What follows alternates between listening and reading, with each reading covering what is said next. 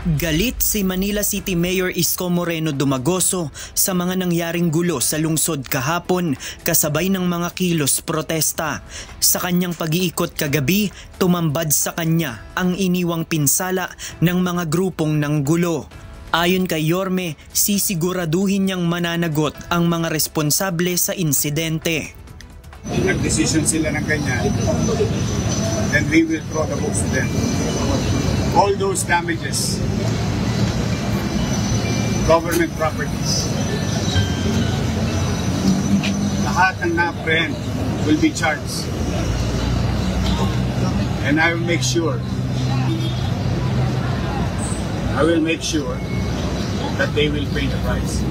Criminal and civil. We will charge them. As city government of Manila will charge them on top of whatever the Philippine National Police will charge them. Pagsisisihan nila yan. Nasa 100 na ang naaresto kaugnay ng panggugulo, paninira at pananakit at marami sa mga ito ay mga kabataan. Kala ko ba gusto niya ng gobyerno matino? Dapat yung sinira yung property ng gobyerno.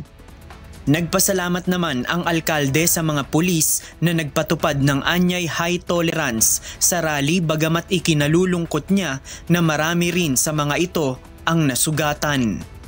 JP Nunez, UNTV, News and Rescue.